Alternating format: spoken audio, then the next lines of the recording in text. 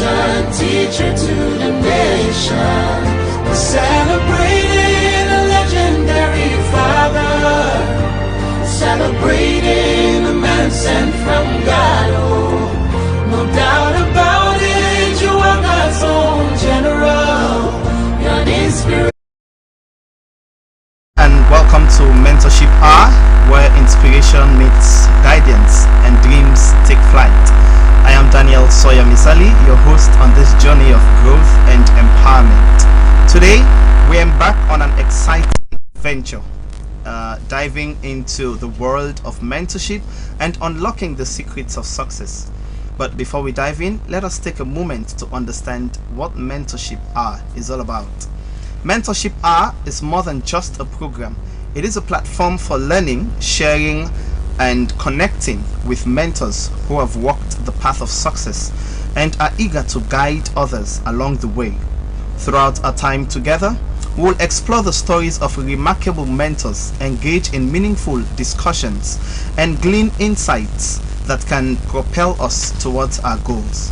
But first, allow me to introduce our esteemed guests.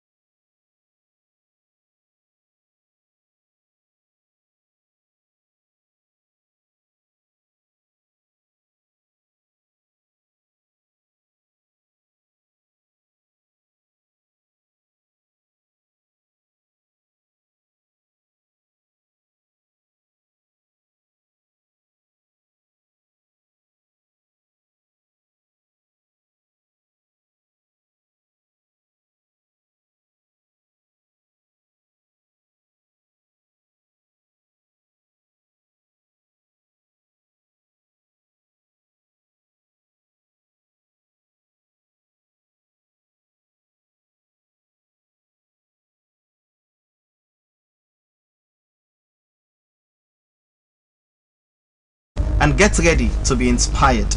This is Mentorship Hour. The journey begins now. Let's take the short music break and we'll be right back to continue with the program. Teacher to you are royalty.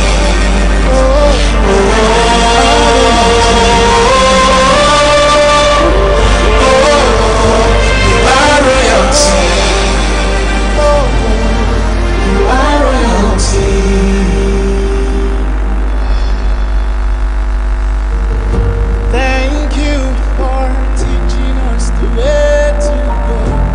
Thank you for pouring out yourself. Pouring out yourself. The principles that you teach us have made us winners. Empowerment. For the things you do, for the lives you've changed, everything since you are men on a mission. For upholding the message, trashed in the vision. You're a hero. Channel 25 on your TV screen. And don't forget to catch us up on our social media handles, Midima Media Network. We are also streaming live on YouTube, and as well catch us on Facebook.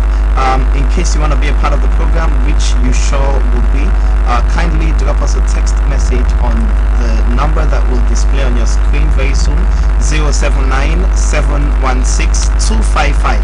079 716 255.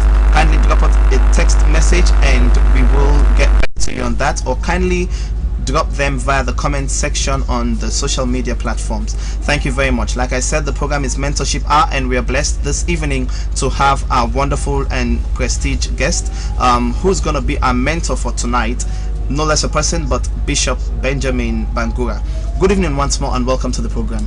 Good evening. Thank you very much, Brother Misali, for having me here. All right, so viewers out there would be like, oh wow, there's a new face. So tell people, who is Bishop Benjamin? Yes, Bishop Benjamin Bangura, seated here, started off as a very young man from Kisii, wow, where he was born, and then went to Wellington, where he settled as his youth life and everything that has to do with what he is today. I actually hail from the National Pentecostal Mission. My mom and dad are dead. They are deceased now. But I'm coming from a family of 6 where we lost the second of the 6. And then I'm the third among the 6. And the 5 are still in existence. And grew up, went to school. My early school days I was at Kisii, ended up at Wellington. Took my common entrance that we now call NPSC. Went to the Albert Academy, studied down to Form 5. I had so much of passion to become an engineer, a mechanical engineer, to be precise, and had to go to the Freetown Technical Institute. Spent about 3 years, got my first certificate in motor vehicle technicians, and then got a job in 1986-87. But I was so passionate in ensuring that should not be my end as far as academia is concerned. I went through the wrongs, trying to fix up what I think I can put together in ensuring I move beyond the ladder of just a certificate. I went again for my second journey at the Freetown Technical Institute, got a technician certificate a diploma technician certificate in mechanical and electrical engineering, got a job at the Sierra Leone Brewery, worked for 10 years. It was in the midst of that mixture of what I was doing engineering and had that flavor of serving the church as a Sunday school teacher. I was eventually called to ministry.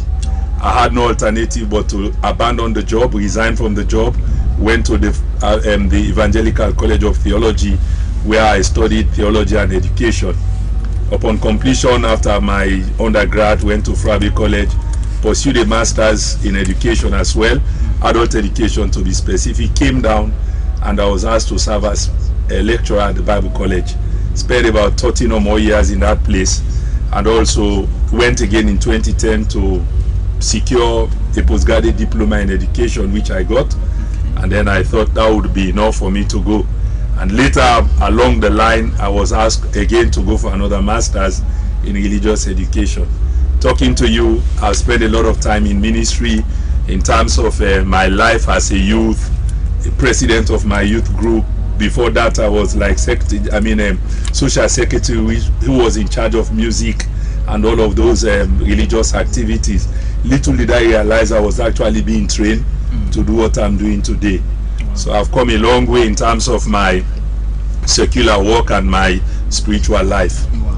Yeah, that's quite a long way indeed. Yes. So to start with, Esekwam. Yes, rather to be. That's very correct. Okay, so it's been such an inspirational journey, yes. And I'm having goosebumps all over. So okay, I think I would want to draw back to the aspect of you abandoning your job. Like, how does it feel like to abandon your job for something that because I believe today when people are faced with an opportunity and they're like, we want you to take up this thing, but then for you to take up this thing, you need to be full-time, you need to participate full-time, so you need to abandon something for another thing. So how does it feel like, to thrash off something in pursuance of something else? Yes, for me it was like something I would never forget in the history of my life.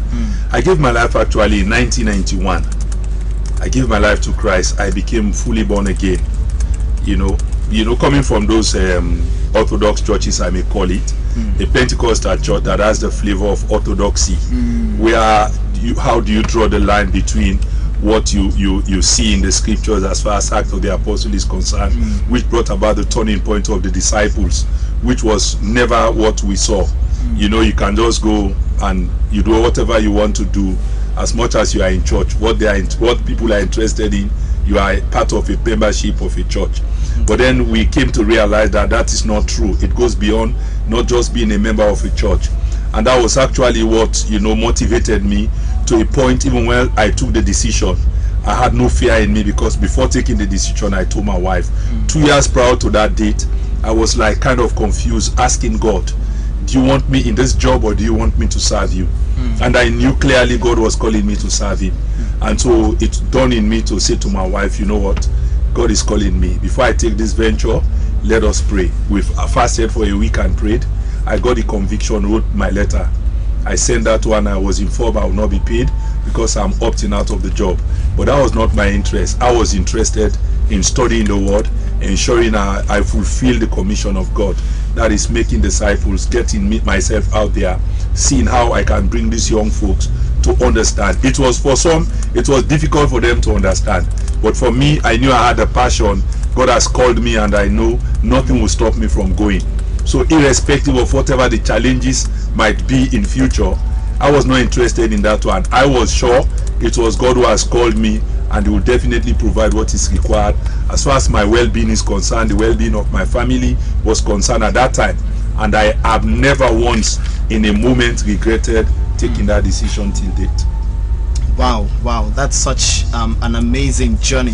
So education wise, some people out there, might be treading on the same path. You have an option to choose. Like some people are sitting right on the fence, so they don't know where to go. So education wise, was it all fine and dandy coming up as a young person up until this time? It was very difficult. Wow. Difficult in the sense, I grew up in a home where my parent did not go to school. The very little they had to afford was what I will live on, and my entire siblings will also live on. And that was the time after my O levels. Life was so tough and so difficult. I would have to trek after PZ. The only money they would give to me was to just drop at PZ. I was coming from Wellington, and I would have to trek from PZ down to Congo Cross. That I did for 3 years. Wow. To and fro. I only have it if I venture to eat that one, then automatically the journey becomes from Congo Cross down to Wellington. Wow. So basically that was the nature of the entire structure. I went through that one for 3 years, got a job, and then I saw a change in the curve.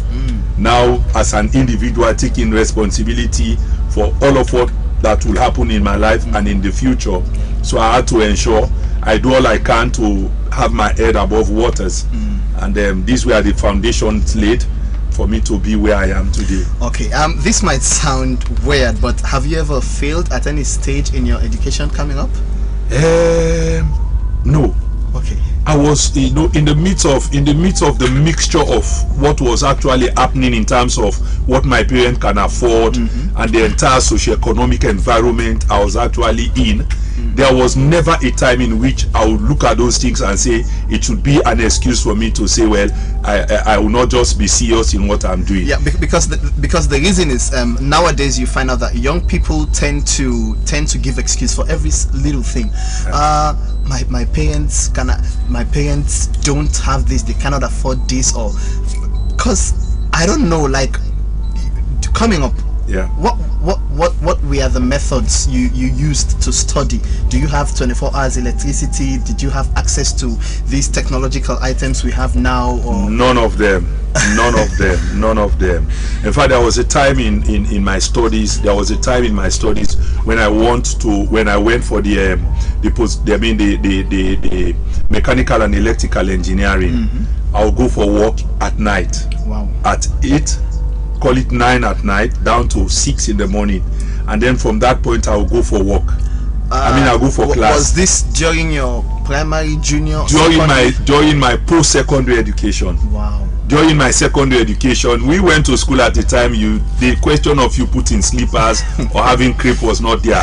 All they will do is they have this grease or this burn oil. You now apply on your feet, and then you take your journey.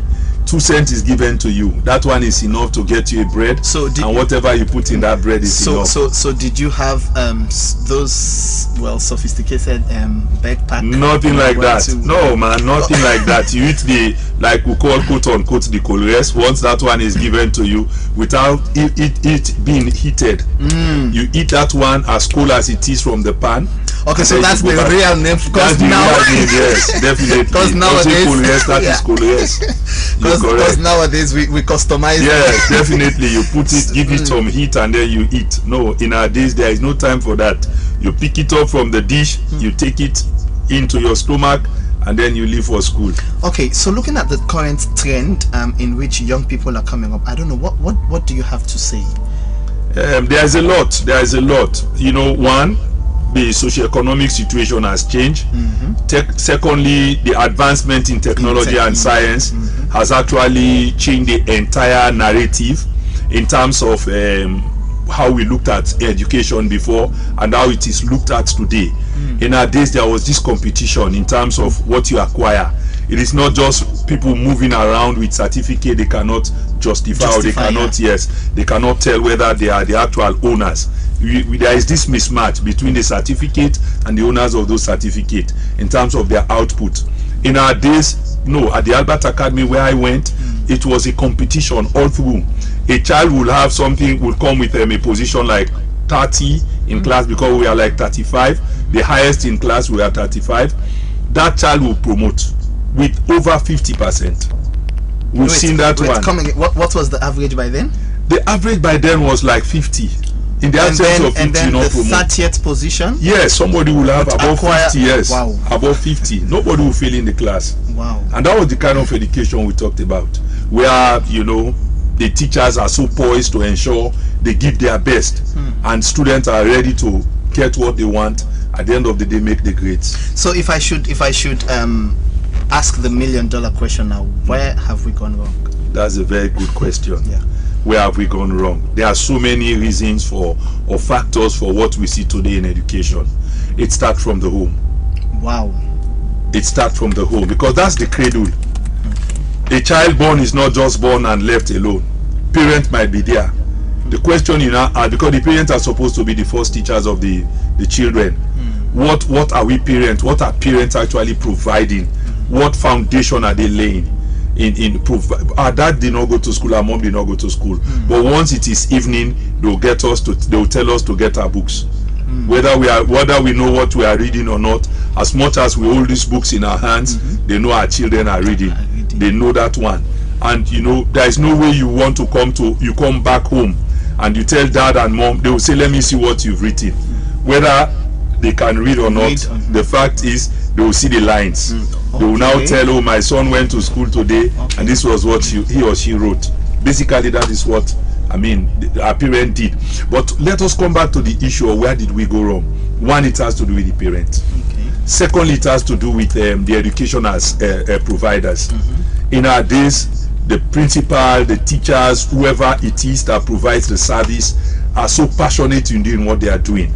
Not for what we see today in terms of where grades are being sold for either sex or money, and where you see the student themselves will tell you, this is my certificate, I got 5 words, and then cannot express simple English. They cannot just express it. This has the litmus test we use. But in our days, definitely you say a child who is in call it Form 1 or Form 2, that one will speak very good English, will write that English as well. Today that is missing, and that it has to do with the service providers. Are we actually serious in what we do? That is the schools themselves, those who are teachers, those who are principals. It's just money all over the place. We went to school at a point where if teachers have not completed the syllabus, they will take extra class with no money. Wow. They will go for extra class with no money. I saw that one at the Albert Academy, where we had Kaba Nathaniel Kabo, who was a technical drawing teacher, would take us the next 2 or 3 hours in class for free. So everything they do has to do with money. You submit assignment, it goes with money. You don't pay that money, then definitely your grades will be reduced, irrespective of the knowledge you have. So children will just say, the pupils or students will just say, what do I care about? All I need, once I have the money, I'll get grade for that. That's the issue. And then, you know, it boils down to every other player in terms of those who provide the service, the parents, and institutional heads. You know, we must be concerned about it, because that is the manufacturing company where this product are being made for the services we provide out there. If they are not properly prepared, then automatically the service will be very, very low, and the output in terms of efficiency will be very, very low. Wow. I'm sure viewers out there, you know, we're getting the best time for today. It's Mentorship Hour coming to you live from Redeemer Television on channel 25, and we're also streaming on our Facebook and YouTube handles. That's Redeemer Media Network. And so don't also forget to be part of the program by sending your text messages to the number +232 79 716 255 079 716 255. Now, there are two sides to the program. We want to hear from our youth guest, that is Francis J. Cisse. Over to you, Mr. Francis. You've heard from our mentor, so the floor is yours. Good evening once more, viewers. I'm so intrigued about the story of our mentor, and I think listening so far, I think he's gone through a lot, and I think where he is today is a result of hard work and dedication, and of course the grace of God. And so I think I've learned a lot. And you see, one thing about the society we live in is lack of consistency and dedication. From what I've heard from Daddy, and he's been so consistent irrespective of the times that he grew up in, where there were no advancement in technology. Here they had to go to school barefooted and all that. And I see we as young people, we have the internet, we have advanced technology, and we are not making use of these opportunities. And you see how the youths are going about destroying their destinies instead of being focused and being diligent. You see how the spate of substance abuse right now. I think because it's because of lack of dedication and focus. And so I think I've learned a lot, and I think this program is very, very important for us as young people, so that we could learn and try to make the society better. All right, so do you have questions for the guest? Yes, I had a question. Let's start the Okay, so Daddy, Yes. I see that your journey started from your educational background, your secular work, and you moved into ministry. And I see that you have you said you had a call whilst you were pursuing your secular job. And one thing I noticed was that even when you had the call, you did not just jump into ministry. Perfect. You went on, trying to get more education. Because there's one thing I see young people now, probably they're in just GSS 1 or GSS 2, and they say they had a call, and just jump into ministry without any form of knowledge. Knowledge is key. Even the Bible says that people are destroyed for lack of knowledge. So I want to ask, how did you cope in terms of just going into the ministry and as well trying to get more education? Yeah, like Miss Ali was asking whether it was rosy whilst I was pursuing my learning. It was not. Life was very tough and very difficult. But one thing that helped me throughout the journey was the fact that I've given my life to Christ. And since I've given my life to Christ, all I would do is whatever journey I take, I know the Lord is with me. So irrespective of the challenges I was caught up with, there was no point in which I would say, why am I struggling like that? For every moment, every step I would take, I knew it was a journey with God, and it will land me somewhere. So, I was so poised, I was so passionate to ensure whatever I would start to do, I will finish that one, and at the end of the day, I will see the result. When I took the decision in opting out of the job, the first revelation I got out of it was the fact that whilst I went to the Bible college, for my very first year in the college, I got a scholarship for 4 years. And so automatically, it came to me to say, well, this is God in what I'm doing. And that was the motivation. I completed that one, went again for my master's. I got another scholarship. Wow. So immediately after completion, I was asked to serve as a part-time lecturer at the Bible college while serving as a principal in a school. So I had all of these activities around me. That was what changed the narrative. But there must be that kind of courage, there must be that kind of patience in the process. Otherwise, some people will now look at others who think, well, these guys are enjoying, if I will use the word enjoy, in ministry, forgetting to realize that it started somewhere. And until we are ready to move along that path where you are alone, Nobody knows what you are doing. People think you are crazy, and there is nobody there to provide the needed support. But one thing I knew, God was there. God was with me, irrespective of whatever the level of life I was living. I knew God was with me, and today that's the realization of what life is like, as far as I am concerned. Okay. Yes. Okay. So I would want to know what are the qualities that have kept you going? What are the virtues that have kept you going? Because moving from a secular job to ministry, I know it's not easy. Considering the point in time we said when you started, you were not paid. So what were the things that were keeping you productive and keeping you going? Yes, if I may be very clear, when it all started, it's like just walk all over the place. Even when I started to provide services for a school, the Useful and Vocational Institute, there was just that meager salary that was given to me, and the overseer would say, "You have a very big family. Do you think you will cope with this one?" I said to him, "The Lord has called me. I'll cope with this one." And that was what life was like. It was difficult, but then, there was this issue of patience. There was this issue of humility, irrespective of responsibilities I have as a father. I, for one moment, will not take my eyes off Christ. And so that was my motivation. Whatever happens, I will tell my wife, this is what we have. Can we just go with this for now? And she was that kind of woman that can show that type of understanding. She'll say, okay, husband, let it be like that. Even when I told her, God has called me to ministry, I know she was in that mood to say, well, if he has called you, who am I to say no? He has called you, let us pray. And then we had to fast and pray, seeking the face of God for confirmation. And then after a week, we got the confirmation.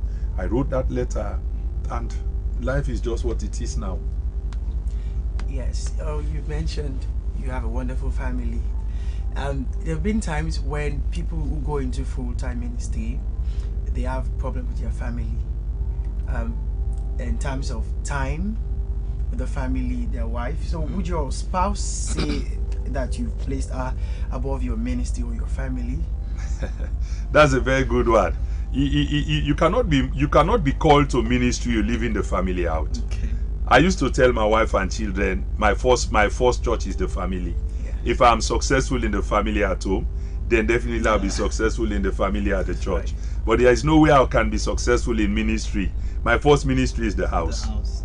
Once I know I'm successful, the children will listen to me. My wife will listen to me. They know I'm not just a father, but I'm also a pastor. Then automatically I give them the kind of example that is required as a father to my wife, as a father to my children. Then there is no way people will ask the question whether this individual has been called, and they will just follow. My wife is just part of my ministry.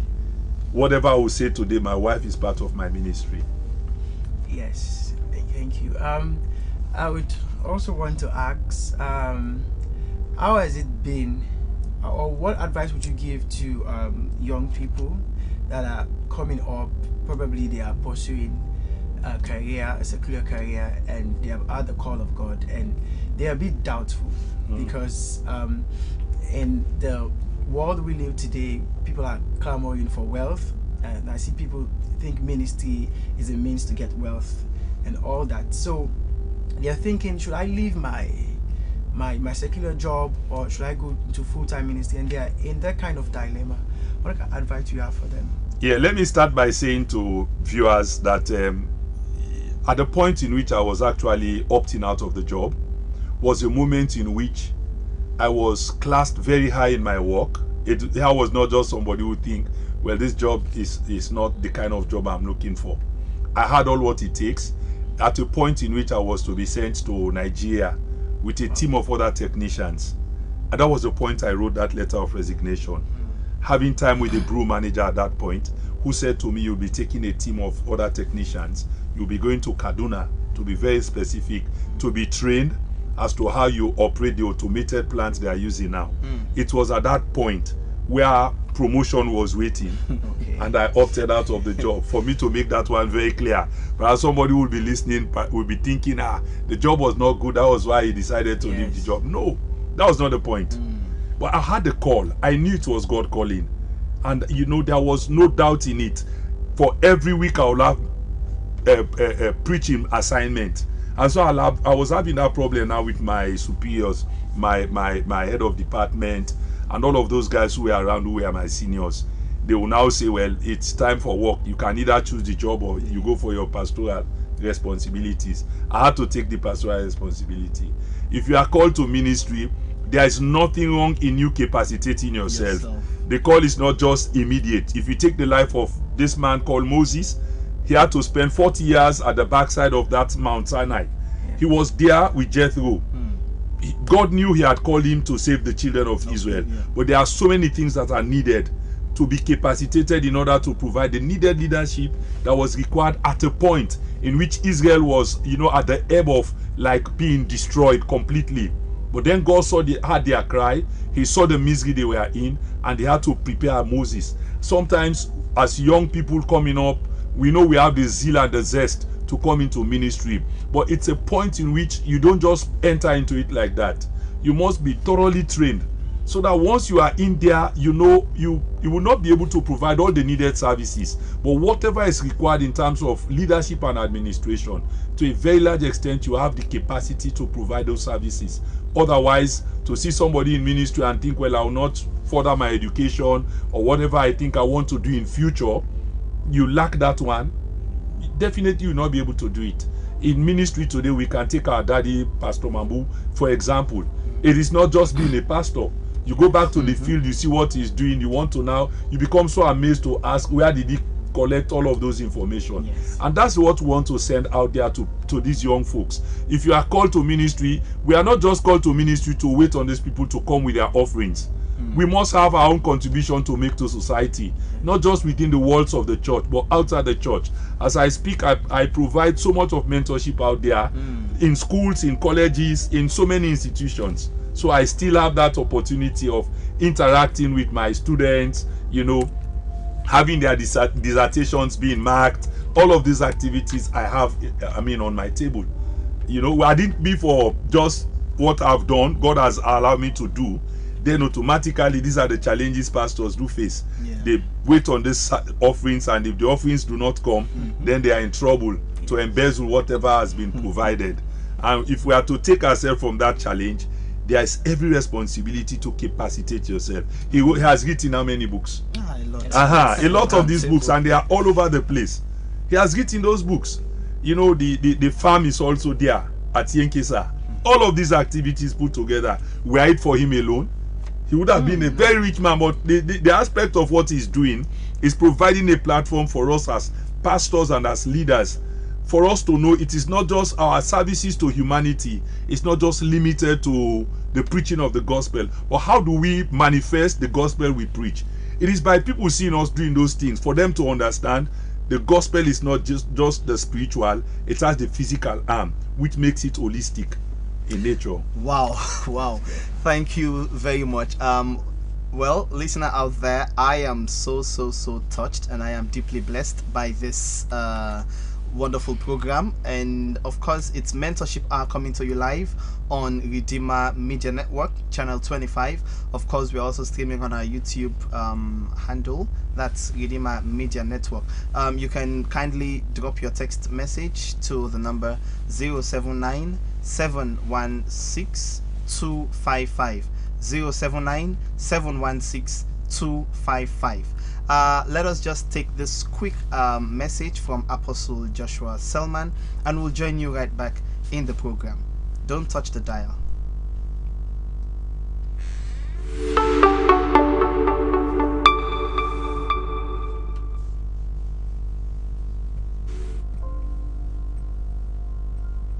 I'd like to take the time to talk to you about a young man and his experience with developing into a great leader through the observations of inspired mentorship. It's well known that having the right types of mentors in our lives can help us open our eyes to choices and possibilities not yet developed in our own minds. These people help us realize that our dreams can become a reality by standing on the shoulders of giants. Sometime back, this young man found himself in a job that he felt he could really build a career with. This company had amazing culture, and the young man had all the great attributes to become a great leader. Integrity, principles, and the ability to care about the people around him. Soon the young man was moving his way up the company ladder and was now in a position in which he had a good amount of people working for him. He knew if he was going to become a great leader, he would have to continue to develop his skills and help the people around him do the same. As he looked to grow, he came across another great leader within the company, one that had a way with people and a deep passion for greatness. He would create a work environment that encouraged feedback, which in turn drove creativity and innovation. The young man knew that this was the type of leader he inspired to be. He watched his leader from a distance and let his leadership mentor his own. Then there came a time when the young man had the desire to thank this mentor for his great leadership. He found himself at an event with the mentor and knew that this was a great opportunity. He walked up, shook the man's hand, and said, "Thank you for all you do. You have helped me understand what great leadership looks like and inspired me to become a better version of myself." The young man was now older and running the company with great success. He was in his office when he heard a knock at the door. A young man came in and asked him for a few minutes of his time. He said, of course. The young man sat down and said the same words he had told his mentor years before. "Thank you for all you do. You have helped me understand what great leadership looks like and inspired me to become a better version of myself."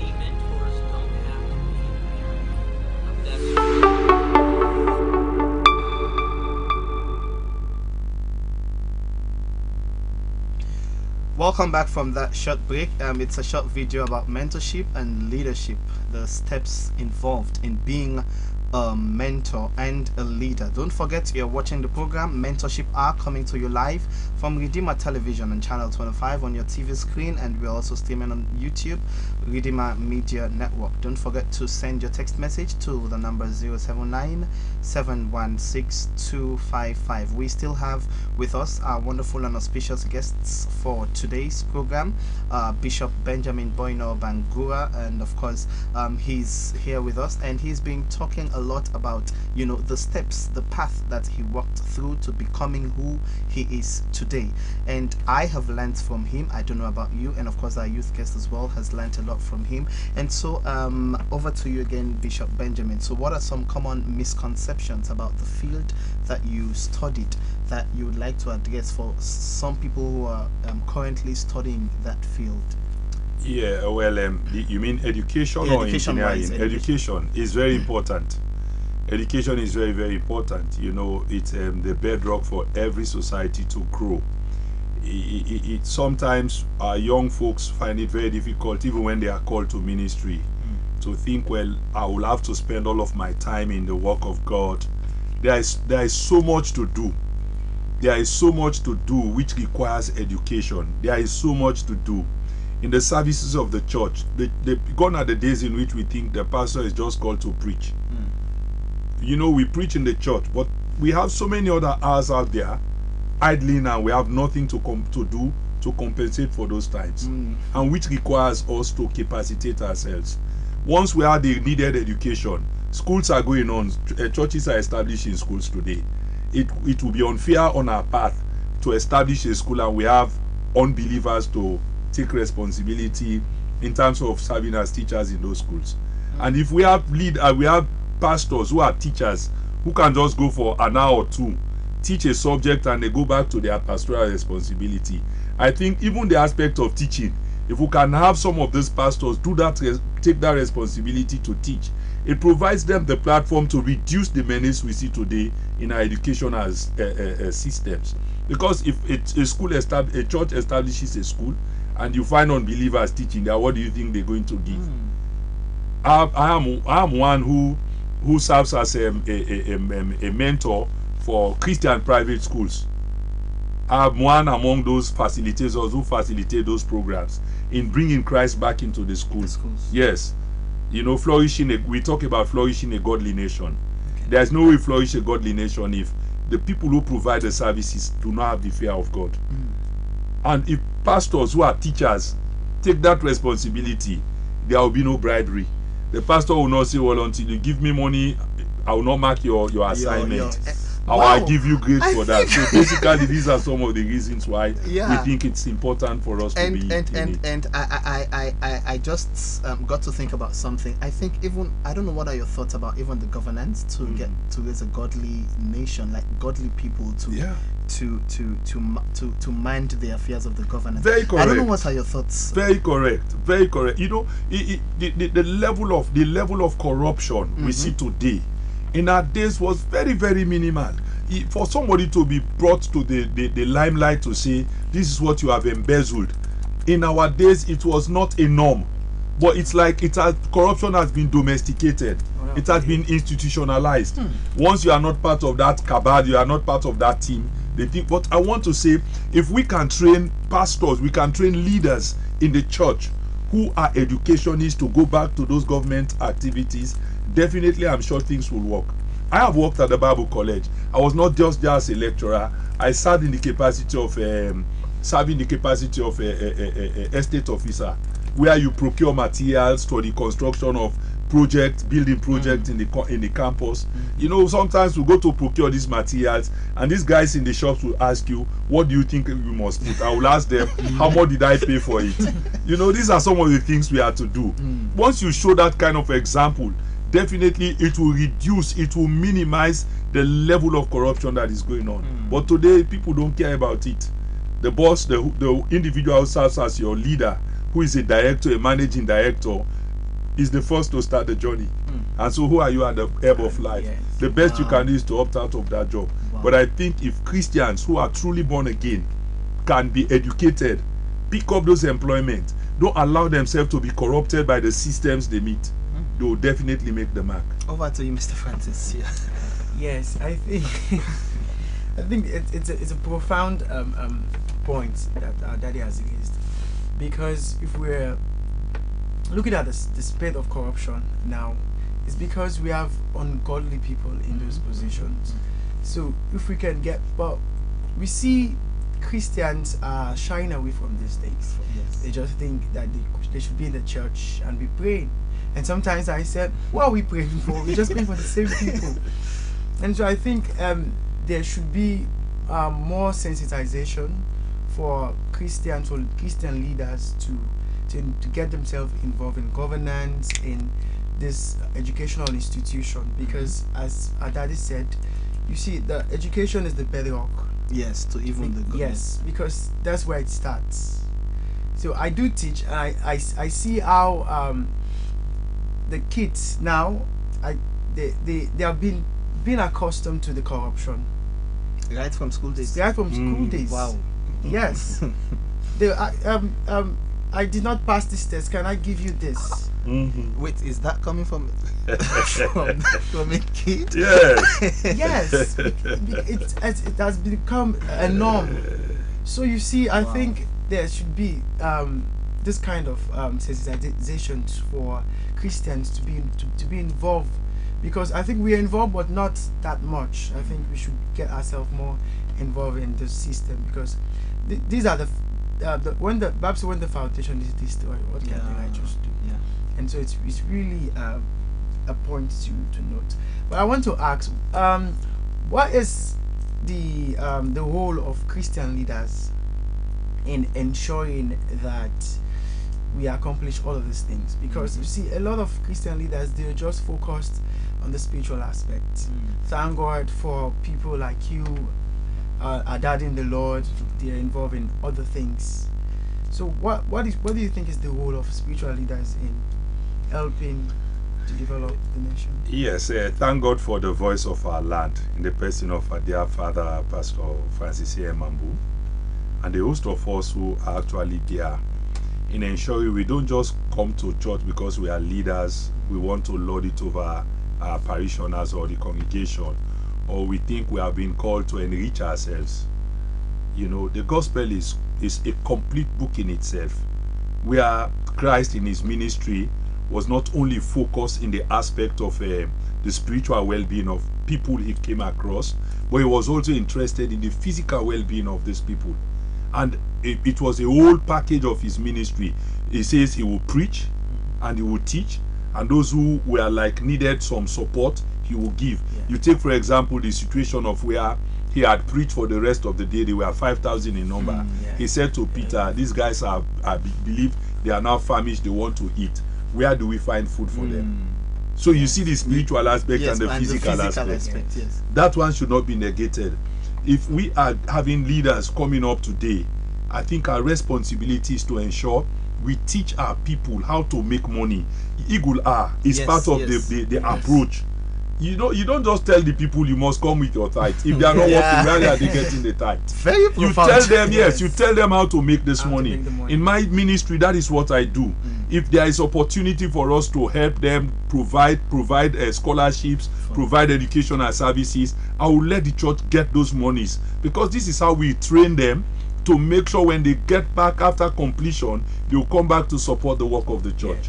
And that, I think, is what is missing. If pastors think they want to move with this nice coat, nothing is wrong in it, provided they can afford it. If they think they want to move with these cars that are so expensive, nothing is wrong if they can afford it. But if it is at the expense of the people they are supposed to liberate from poverty, then I think it's a misnomer, which I think we must critically look at. If we are really real leaders who have been called by God to ensure we take them from the dump of squalor, from the life of squalor to a life of relevance, our task is to help them understand the way we live. You cannot have a son at home. You tell the son, at the end of the month, I'm not paid, and that father comes home drunk. That father has so many girls outside there. How can the son understand whether the father is poor? He cannot understand that one. He cannot definitely understand. That again, If a father will say to the son, I am poor, but the father has so many concubines, the father will come every day home drunk. These are just a recipe to tell you the father is a careless father. He has not taken his responsibility to handle his family well. Basically, that is it. Wow, this is so profound, and I'm sure this has sunk deeply into the minds and into the hearts of the audience out there. It's Mentorship Hour, and we are almost coming to the end of the program. So before we wrap up the program, I don't know, once more, thank you for joining us today, Bishop Benjamin, and to you, Mr. Francis. And so over to you, Bishop Benjamin. Do you have any final thoughts or words or encouragement to our viewers out there? Yes, my words of encouragement, I will start first with leaders who have been given the task and responsibility for them to know, like Paul said, the author in the book of Hebrews said, we are surrounded by so great a cloud of witnesses. I want leaders to know they have a cloud of witnesses. Not just those who have participated in life, but those who are watching them coming up. It is what we give to society will use to develop. And I think we must be able to give society what it deserves, especially for us as spiritual leaders. We have been called as leaders in our churches. We must ensure we do our best to raise leaders who will take the responsibility in building up leaders. You take that passage in 2 Timothy 2:2, where Paul says to Timothy, the things that you have heard me say in the presence of many witnesses, commit unto faithful men. We have them. If only we are true example to the word we preach, then definitely we'll raise leaders behind us. And to those who actually think it's a payday, it should not be a payday. It should be a moment in which we want to make relevance in ministry, and we want to raise leaders who will take after us, so that after we would have take the back seat, we'll have others who will say today, we thank God for these leaders. I think if we do that one, it will help the ministry, it will help our nations, it will help the church, because the church is supposed to be the light of the world. He said, Jesus in that sermon at the mount, he said, "You are the light of the world. A city on a hill cannot be hidden." And today it is not. We are not actually demonstrating that kind of light, where corruption is always on the increase. And if you go back to look at them, these are members in some of our churches. These are members in some of our churches. The question now comes: do we question where these monies come from, or do we censor the messages we preach? We are only interested in these fat envelopes they will come with, and we are not interested in the salvation of these people we preach to let them understand if these monies are ill-gotten wealth, it will take them to hell. Do we have those messages? And once they are missing, then definitely you prepare these people for hell. I pray our leaders will listen to this, and I pray our parishioners will listen to this, because it's not about making our own castle on earth. Exactly. It is preparing ourselves for eternity. And the eternity there, if we are to make heaven, we must have things correct. If not, then definitely I'm afraid. Yeah, quickly talking about mentorship, how do our audience stay connected with you and continue learning from your insights? Yes, well, you can get me at the National Pentecostal Mission, 85 4th Street, where my office is. Okay. Very soon I'll be transferring to that, to the compound there where the bishop used to stay, and that's the Bishop's Court. Okay. But for now, you can get me on 077-204-629, 077-204-629, or 078-395-993. The 077-204-629 is my WhatsApp. If you can get me on that line, it will be good. But I'm always available to help young folks understand how you navigate in life, irrespective of whatever the foundation has been in terms of socioeconomic structure. As much as we are connected to Christ, I want to assure us nothing will go wrong in future. Thank you very much, and I'm sure we are not done yet. We hope to get you in one of the subsequent editions of this program. No problem. I'll make myself available. Yeah, finally, Mr. Francis, what would you like to leave with the audience? Okay, so I want to say a big thank you to Bishop. I want to leave with the audience the scripture that says in Proverbs 12 verse 15, "The way of a fool is right in his own eyes, but a wise man is he who listens to counsel." Wow.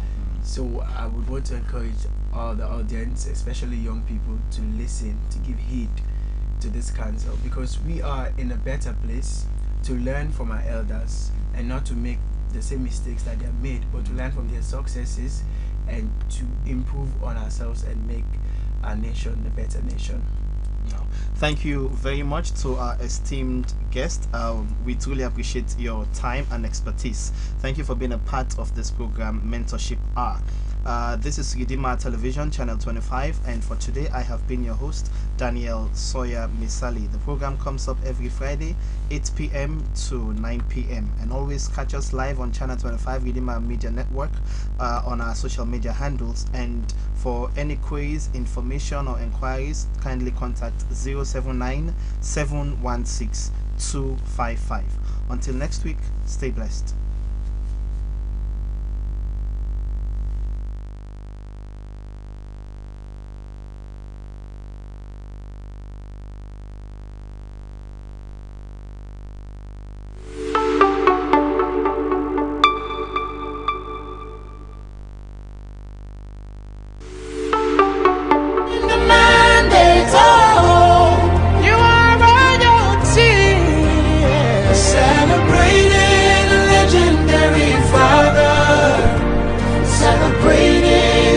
Sent from God, oh, no doubt about it. You are God's own general.